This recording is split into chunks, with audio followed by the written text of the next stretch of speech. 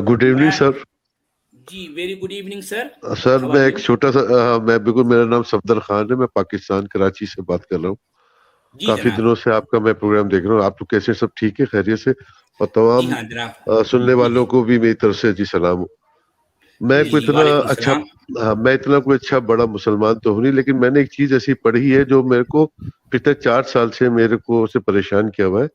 یہ تو آپ نے ظاہر بات ہے سچ والا صاحب, آپ نے پورا قرآن پڑھا ہوا ہے, آپ نے شاید حفظ بھی کیا ہوا ہوگا. آپ نے ایک میں مفہوم ہے, پتہ نہیں سورہ یاسین میں ہے یا پتہ نہیں کدھر ہے, اس میں یہ ہے کہ جب سور پھونکا جائے گا تو تمام لوگ کیا کہتے ہیں, اور جب وہ ہو جائے گا تو پھر لوگ اٹھ کھڑے ہوں گے اور یہ کہیں گے کہ ہم کو ہماری نیندوں سے کس نے اٹھا دیا. ایسا ہے کچھ مفہوم, ہم کو ہماری نیندوں سے کس نے اٹھا دیا؟ ملتی بات اس میں آئی ہے, اور دوسری جگہوں پر بھی ہے کہ ہم تو سو رہے تھے تو ہمیں کس نے جگا دیا. اس طرح کی بات جو ہے وہ ہوگی. اچھا, اس سے پھر میں نے یہ سوچا کہ اس سے تو جو قبر کا عذاب بھی ختم ہو جاتا ہے. عذاب جو عذاب ہے, اور جو ہے کیا کہتے ہیں جنت کا مفہوم کی ٹھنڈی ہوائیں اور 10 گز کے اژدہے آ کے آپ کو ماریں گے, تو یہ تو مفہوم ختم ہو جاتا ہے نا پھر. تو یہ تو سارا جب ظاہر پتہ ہے نیند میں تو وہی ہوگا, نیند میں سوتا وہی ہے جو اپنے تمام گھوڑے بیچنے کے بعد سوتا ہے, آرام سے نیند پوری کرتا ہے. بات ہے کہ جسے عذاب قبر کہا جاتا ہے, جی یہ ان ایگزیکٹلی کہانیوں سے قرآن کا متن خالی پڑا ہے. ٹھیک ہے, پورا قرآن عذاب قبر کے تصور سے خالی پڑا ہے. اچھا, ایک تو یہ ہو گیا, چلے میں نے یہ سوال کر لیا آپ سے کہ یعنی کہ عذاب کی خبر جو ہمیں کہا جاتا ہے کہ یہ مفہوم اس آیت سے ختم ہو جاتا ہے کہ جب کہتے ہیں کہ جی ہمیں ہماری نیندوں سے کس نے اٹھا دیا. ٹھیک ہے. اچھا, دوسرا سوال یہ ہے, مجھے یہ میں نے کافی لوگوں سے سوال کرنے کی کوشش کی, مجھے کوئی جواب نہیں دے سکا کہ یہ حضرت عثمان نے جو قرآن جلوا دیا تھا اس کا ریزن کیا تھا؟ بھائی دیکھیں کہ جسے عثمان کہا گیا ہے تیسرا خلیفہ, جی جی اس نے قرآن کو جو جلایا, اس کے بارے میں مسلمانوں کی اپنی لکھی گئی تاریخ کے مطابق جو باتیں آتی ہیں وہ یہ کہ آلریڈی قرآن لکھا ہوا تھا, مصحف حفصہ کے نام سے آلریڈی قرآن لکھا ہوا تھا. تو جب وہ لکھا ہوا تھا تو عثمان کو چاہیے تھا کہ اسی کی کاپی بناتے. انہوں نے جو کچھ کیا, ایک نئے سرے سے قرآن کو لکھوایا, اور ایک دو نہیں بلکہ میں معافی چاہتا ہوں, جلوانے کا ریزن کیا تھا؟ ہاں, میں دراصل یہی کہنا چاہ رہا ہوں کہ انہوں نے چونکہ نیا قرآن لکھوایا, تو اب چونکہ وہ نیا لکھوایا تو اس لیے جب نیا قرآن لکھوا دینے کے بعد میں جو کچھ قرآن ایگزسٹ کرتا تھا تو ظاہر بات ہے وہ اس سے ویری نہیں کر رہا تھا نا, تو اس کے اندر ویریشن تھی, اس سے ٹیلی نہیں کرتا تھا. تو اس وجہ سے انہوں نے نیا قرآن لکھوانے کے بعد جو کچھ ایگزسٹ کرتا تھا ان کو جلوا دیا. دیکھیں, حضرت محمد کے وصال میں اور حضرت عثمان خلافت میں تھوڑا ہی پیریڈ ہوگا, 10 سال 15 سال 25 50, کتنا زیادہ, اس سے زیادہ تو نہیں ہوگا. ہم 1400 سال بعد بھی اس بات پہ لڑ رہے ہیں کہ قرآن صحیح ہے یا نہیں. تو اس وقت انہوں نے وہ 25-20 سال کا جو بھی ڈیوریشن تھا ان کے وصال سے لے کے وہ جلوانے تک کا, تو اس میں تو تمام لوگ زندہ تھے. تو اس کا مطلب یہ ہے کہ وہ لوگ ٹھیک, کیونکہ میں نے یہ بھی سنا ہے کہیں کہ اصل کاتب وہی مشکل سے 42 کا نام 40 یا 42 تھے شاید, جو میں نے سنا ہے, میں نے 40 یا 42 تھے اصل کاتب بھائی جو حضرت محمد کی زندگی میں تھے. لیکن وہ بعد میں کمپائل کیونکہ وہ خالی 2 یا 3 لوگوں نے کیا خالی, بس باقی کہاں گئے سارے. ظاہر بات ہے یہ بہت بیسک کویشچن ہے صفدر صاحب. آپ کے یہ سوالات کوئی عام سوالات نہیں ہیں, بلکہ یہ وہ سوالات ہیں جن کا اطمینان بخش جواب خود مسلم اسکالرز کے پاس نہیں ہے. جب آپ اس طرح کا سوال کرتے ہیں کسی مفتی صاحب, کسی عالم دین کے سامنے, تو وہ صرف بچوں والا جواب دیتے ہیں, آپ کو مطمئن نہیں کرتے. کیونکہ دیکھیے کہ یہ ایک بات کہ اگر قرآن ایگزسٹ کرتا تھا لکھت میں تو پھر ایک جو ہے ظاہر بات ہے عثمان کو چاہیے اسی کی کاپی بناتے. انہوں نے ایسا نہیں کیا.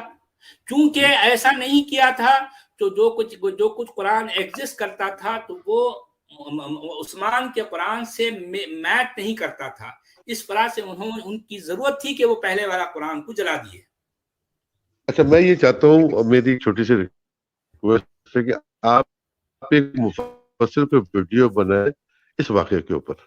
یہ ایک واقعہ ایسا ہے جس سے کئی لوگوں کی آنکھیں کھل جائیں. پہلی بات تو میں اس کو کو واقعہ نہیں کہتا صفدر بھائی، سنیے کہ یہ ساری باتیں جی خود مسلمانوں کی لکھی گئی تاریخ کے اندر ملتی ہیں. اب سوال یہ ہے کہ یہ تاریخ بھی آخر کب لکھی گئی اور کس نے لکھوائی؟ ظاہر بات ہے اس تاریخ کو لکھوانے والے عباسی ہیں، عباسی جی بالکل خلفاء ہیں، اور بالکل یہ اپنے جو ہے اصل جو حادثہ ہے، اصل جو بات گزر چکی، اس کے لگ بھگ 250 سال کے بعد لکھوائی گئی. تو اصل میں 250 بات یہ سال سر، کے بعد اصل لکھوائی. میں نہیں میں جی اصل میں سر میں بیسکلی آرکیولوجسٹ ہوں، جی اور جی میں تقریباً 29 ایئر سے میں دنیا کی مختلف کمپنیز کے اندر میں جی آرکیولوجی میں رہا ہوں. میں سیریا، ایجپٹ اور جارڈن، اور کیا کہتے ہیں یورپ میں، سینٹرل ایشیا میں بھی، اور افریقہ میں بھی کافی میری مطلب میں نے پروجیکٹس پہ کام کیا ہے. تو میں جی ویسے یہ جو میرے ماں باپ مسلمان ہیں، ٹھیک ہے مسلمان تو ورڈ بہت بعد میں، بلکہ لوگوں کو اگر میں یہ کہتا ہوں نا لا الہ الا اللہ موسیٰ رسول اللہ، تو مجھے اسی بات پہ قتل کر دیا جائے گا. یا میں بولوں لا الہ الا اللہ نو رسول اللہ، تو یہ تو جی آج کا مسلمان اس کلمے کو بھی ماننے کو تیار نہیں ہے، جبکہ یہ بھی کلمہ وہی ہے نا. اگر اردو میں آپ دیکھیں تو لا الہ الا اللہ اگر میں کہتا ہوں نو رسول اللہ، تو لوگ کہیں گے یہ تو دہریہ ہے، یہ تو پاگل ہے. لیکن لوگ اس چیز کو بھی ماننے کو تیار نہیں ہے. حالانکہ لا الہ الا اللہ محمد رسول اللہ جو ہے، جس طرح جی کا کلمہ یا بنیادی کلمہ یا بیسک جو ہے، جو کلمہ جسے کہا جاتا ہے کلمہ طیبہ، جی وہ اس جی جی انداز میں، اس ترتیب کے ساتھ، اس نہیں ہے شکل میں پورے قرآن میں کہیں بھی نہیں پایا جاتا، کہیں بھی نہیں پایا سر. جاتا. یہ 250 جس سال بعد آیا جی کلمہ، تقریباً 250 سال ہاں، بعد حضور کے وصال کے بعد. ایگزیکٹلی. بھئی سب سے پہلی بات تو یہ کہ جسے مسلمان اپنا نبی کہتے ہیں، کیا وہ واقعی ایسا کوئی شخص اس زمین پر کبھی گزرا ہے؟ یہ ہے بنیادی سوال. جی اس کا جواب مجھے خود بھی آج تک نہیں مل سکا.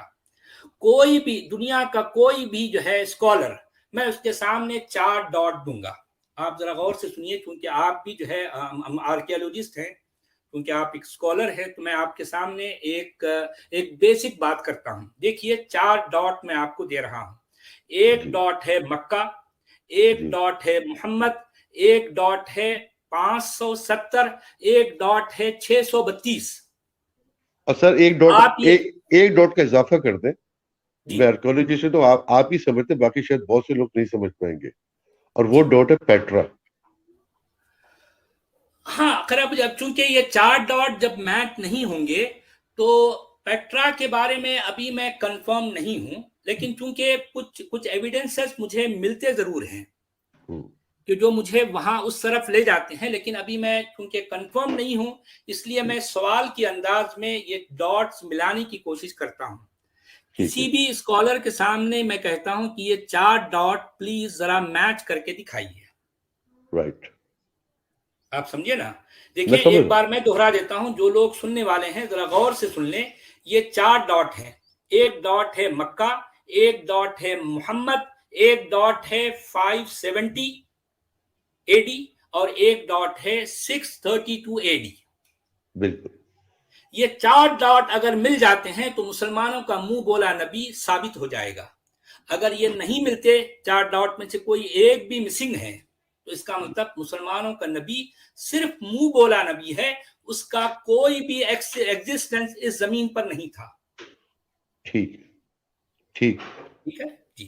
ٹھیک ہے. اچھا سر، ایک آخری سے سمپل لائن ہے، وہ جی یہ ہے کہ یہ جو کیا کہتے ہیں، ہم جو یہ بات کرتے ہیں کہ آج کے مسلمان میں، اب وہ مسلمانوں کے اندر جو ہمارے اندر جو آج کے جو مسلمان ہیں، بہرحال مجھے تو نہیں، یہ مجھے تو اندازی نہیں میں ہوں بھی یا نہیں، لیکن بہرحال وحدانیت کے اوپر میرا یقین ضرور ہے کہ وحدانیت میں جی یقین ہے کہ کوئی کریٹر ہے ہمارا، جی ہوگا جی ہوگا جی کریٹر ہے ہمارا. جی لیکن ہم تک کوئی بات پہنچائی نہیں گی. تو آپ سے میری گزارش ہے، مجھے صرف ایک بک کا نام بتا دیں جو مسلمانوں کے لیے یہ قائم. یہ ابن حشام ہے یا تبری ہے پہلی کتاب؟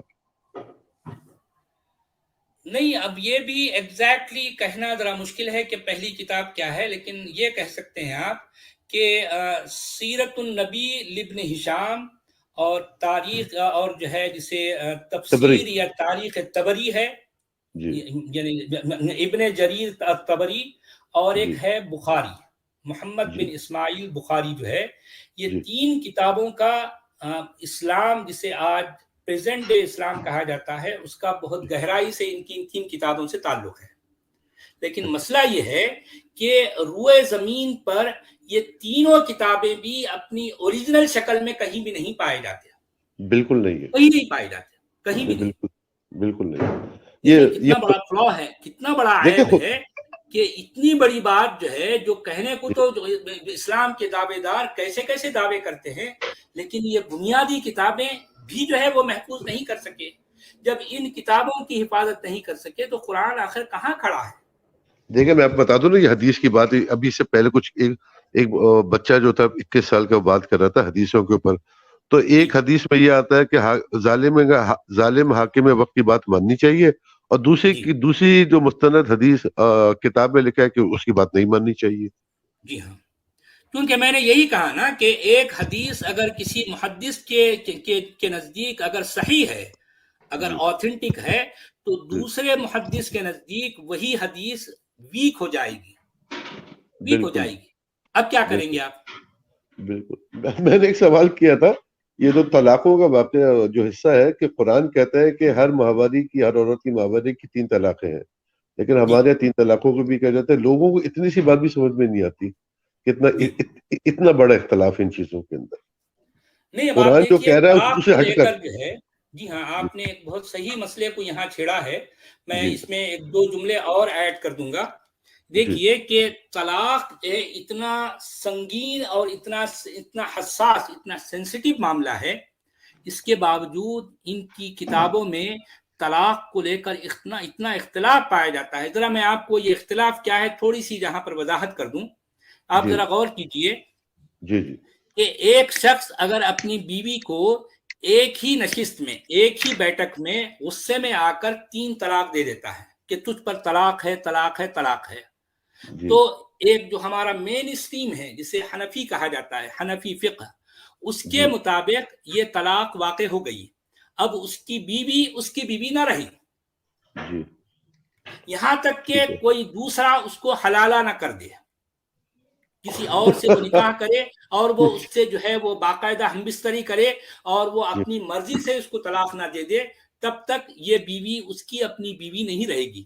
یعنی گویا کہ اگر وہ یہ 3 طلاق کے بعد اس سے اگر ہم بستری کرتا ہے تو گویا کہ وہ زنا کر رہا ہے. یہ تو ہو گیا معاملہ حنفیوں کے نزدیک, جو مین اسکیم ہے قرآن جو اسلام کا. اب ایک طبقہ, ایک گروہ وہ بھی ہے جسے سلفی یا اہل حدیث کہا جاتا ہے. ان کے مطابق وہ لوگ کیا کہتے ہیں, اگر ایک شخص ایک نشست میں, ایک بیٹھک میں 3 بار طلاق دے دیتا ہے تو وہ 3 نہیں کا کاؤنٹ ہوگی بلکہ ایک ہی کاؤنٹ ہوگی. مطلب 1000 دفعہ بھی دے دیں تو وہ ایک ہی ہوگی, ایک ہی کاؤنٹ ہوگی. اگر وہ طلاق کو 1000 بار بھی ریپیٹ کر دے تب بھی وہ ایک ہی کاؤنٹ ہوگی. اب دیکھیے کتنا بڑا فرق ہے. آپ ذرا سوچئے کہ اہل اسلام ایک بنیادی مسئلہ, ایک بنیادی, یعنی مطلب یہ ازدواجیات کا یا پھر معاشرت کا, سماج کا جو اتنا بنیادی مسئلہ ہے, اس کو تک آج تک اپنی کتابوں میں حل نہیں کر سکے. کتنا کھوکھلا ہے مسلمانوں کا معاملہ, ذرا غور کیجیے آپ.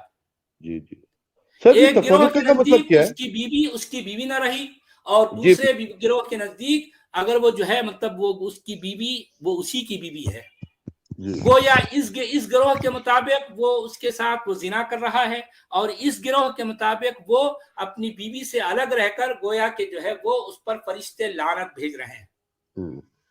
یعنی ہر 2 صورت میں یہ معاملہ اتنا. اب آپ دیکھیے کہ مسلمان کوئی دوسرا کام جو ہے جو مفید کام ہوتا ہے زندگی کا وہ تو چھوڑیے, ان کا اپنا جو معاشرتی مسئلہ ہے, جو سماجی مسئلہ ہے جسے طلاق کہا جاتا ہے, اس کو بھی آج تک حل نہیں کر سکے. بالکل آپ سمجھے بات کو؟ بالکل سمجھ. سر میں آخری بات کر کے بات ختم کر رہا ہوں, اور بھی ہو سکتے بیٹھے, کہ میں نے یہ کہتے ہیں نا کہ یہ جس نے اپنے آپ کو تفرقے میں ڈالا وہ اپنا اصل ٹھکانہ جہنم میں سمجھے, ایسے ہی ہے نا کچھ قرآن کا مفہوم. جس نے اپنے آپ کو وہی مطلب یہاں پہ تو ہر دوسرا پاکستان اور انڈیا وہ تو تفرقے بٹا ہے, میں سنی ہوں تو شیعہ ہے, وہ قادیانی ہے تو بریلوی ہے تو وہ نقشبندی ہے. جب جو قوم اس لفظ کو معنی نہ پہچان سکے کہ جس نے اپنے آپ کو تفرقے میں ڈالا وہ اپنا اصل ٹھکانہ جہنم میں سمجھے. اگر سمجھ لیتے ہیں کہ قرآن میں یہ ورڈ صحیح لکھا ہے تو ہر مسلمان فرقے میں بٹا ہوا ہے, میں بھی, آپ بھی, ہر انسان بٹا ہوا ہے. تو پھر تو اس کا مطلب ہے ہم سب جہنم میں جائیں گے. یہ میں مومنوں کے لیے بات کر رہا ہوں. ہاں, اصل میں مسلمانوں کے جتنے فرقے ہیں اس کے مطابق دیکھیے کہ ایک فرقے کے نزدیک دوسرا فرقے والا کافر ہے, بالکل, اور اس فرقے کے نزدیک یہ فرقے والا کافر ہے, جی, اور ان دونوں فرقوں کے نزدیک جو تیسرا فرقہ ہے وہ کافر ہے, جی, اور ان تین فرقوں کے نزدیک چوتھا فرقہ کافر ہے. اب سوال یہ ہے کہ مسلمان ہے کون؟ کون ہے مسلمان؟ ٹھیک ہے, حالانکہ سب کا دعویٰ ہے کہ وہ اللہ کو جو ہے اپنا معبود کہتے ہیں, نبی کو اپنا نبی کہتے ہیں, قرآن ان کا جو ہے ان کے نزدیک یہ ہے مطلب بنیادی ہدایت ہے, وہ حدیث کو بھی مانتے ہیں, وہ سب کچھ مانتے ہیں. اس کے باوجود اتنے فرقوں میں بٹے ہوئے ہیں اور ہر فرقہ دوسرے فرقے کو کافر کہتا ہے. بس یہی چیز سمجھ میں آ جائے لوگوں کو تو کیا بات ہے سر. آپ اپنے کام میں لگے رہیے, میں اپنی سوچ میں لگا رہا ہوں. جس دن مجھے سوال مل جائے گا جو مجھے پتا مجھے اپنی زندگی میں ملے گا نہیں, ملنا ہی نہیں ہے مجھے. چلے سر, بہت اچھا لگا بہت شکریہ آپ آپ کا, یہاں آئے اور تھینک یو. ہماری ہمت افزائی ہوئی. آپ آتے رہیے ضرور, اور جو ہے ہماری ہمت افزائی کرتے رہیے. بہت بہت خوشی ہوئی آپ کے سر آنے پر. آج آپ سے پہلا انٹروڈکشن تھا. میرے پاس 2-3 سوال ایسے جو میں نیکسٹ نشست میں کروں گا, تو میں انشاءاللہ میرے منہ سے ابھی بھی انشاءاللہ نکلتا ہے, تو کیا کروں, نہیں ماں کہیں, باپ کوئی بات نہیں, آپ ضرور کہیں, کچھ فرق نہیں پڑتا کہ بھی آپ سلام کہیں, انشاءاللہ کہیں, ماشاءاللہ کہیں, کوئی فرق نہیں پڑتا. یہ ہمارے کلچر کا حصہ ہے. میں اس طرح کی باتوں سے نفرت نہیں کرتا. مجھے اصل میں اسلام کی جو بنیادی جو ہے جو آئیڈیالوجی ہے اس پر اختلاف ہے. مسلمان تو میرے اپنے ہیں, مسلمانوں سے مجھے سب سے زیادہ محبت ہے. جی جی جی, اگر کوئی پوچھے کہ آپ سب سے زیادہ محبت کس سے کرتے ہیں تو میں مسلمان کمیونٹی سے. ہندو ہیں یا کرسچین ہیں وہ دوسرے تیسرے نمبر پر آئیں گے. سب سے پہلی محبت میری مسلمانوں کے ساتھ ہے. یہ حقیقت ہے. ایک بات مان لیں سر, اس زمین پر جتنی تباہی اور بربادی, میں ایسے آرکیولوجسٹ بات کرتا ہوں, تھوڑی بہت جو میں نے ہسٹری پڑھی ہے, جتنی بربریت کے نئے نئے اقسام, کیا کہتے ہیں, سو کالڈ, جو کیا کہتے ہیں, میں لفظ استعمال نہیں کرنا چاہتا, اس قوم نے پیدا کی ہے نا بربریت. ایک ایک چیز کو جو دنیا کو بتائی گئی ہے وہ اسی قوم سے آئی ہے. دنیا اتنی ایسی نہیں ہے, دنیا ایسی نہیں ہے, دنیا پیاری ہے, یہاں محبت کرتے ہیں نہیں, بس باتیں کرتے ہیں. بہت شکریہ آپ کا, تھینک یو سر. ہاں, ہم چاہتے ہیں کہ اس کمیونٹی میں جو برائیاں ہیں, جو خامیاں ہیں, اس کو دور کریں, ان کو سدھارنا سنوارنا چاہتے ہیں. یہ ہمارا مقصد ہے. سر دیکھیں نا, ایک مسلمان کسی بھی, آپ جاتے تبلیغ پہ افریقہ امریکہ, وہ جاتے ہیں وہاں پہ تو اپنا یہ وہ سمجھتے ہیں کہ یہ ہمارا وہ ہے, رائٹ ہے. اور اگر ایک میرے محلے میں کوئی عیسائی آ کے پادری کر کے یہ بول دے کہ عیسیٰ کو اچھی باتیں بتاؤ تو اس کا قتل کر دیں گے ہم. اتنے تو منافق ہیں ہم. اصل میں اب وہ جو ہے نا بھائی, اب یہ ایک ہندو آ کے کھڑا ہو جائے نا میرے محلے میں اور آ کے بولے کہ جی جو بھی ان کے ہندو کے وہ کریں, لیکن وہ اس کو قتل کر دیں گے, لیکن خود ہر جگہ جا کے جب یہ پیغام پہنچاتے ہیں, یہ سوچنے والی بات ہے. بڑی یہ ٹیکنیکل بات کر رہا ہوں, بہت ہی لاجیکل, گہری بات اور بہت گہری بات ہے. اگر کوئی سمجھنا چاہتے ہیں تو ہاں, تو سمجھے کہ اگر خود چاہتے ہیں تو ہم اپنا رائٹ سمجھتے ہیں, کوئی دوسرا کرے تو وہ رائٹ نہیں. اصل میں میرے بھائی مسئلہ یہ ہے کہ مسلمان بیسیکلی اچھی قوم ہے, لیکن اسلام نے انہیں برا کر ڈالا, میں ایسا کہوں گا. چلو ٹھیک ہے, اسلام کی وجہ سے یہ برے ہو گئے. اصل میں مسلمان اچھے ہیں, اسلام کی وجہ سے برے ہیں. جی ہاں سر, پیدا تو سارے انسان ہی ہوتے ہیں, لیکن اسلام نے ان کو مسلمان بنایا نا. ہاں, اس وجہ سے یہ برے ہو گئے. جی, اب کیا کیا جائے, پر ٹھیک ہے. چلے صفدر بھائی, آپ آئے, بہت اچھا لگا, آگے بھی آتے رہیے.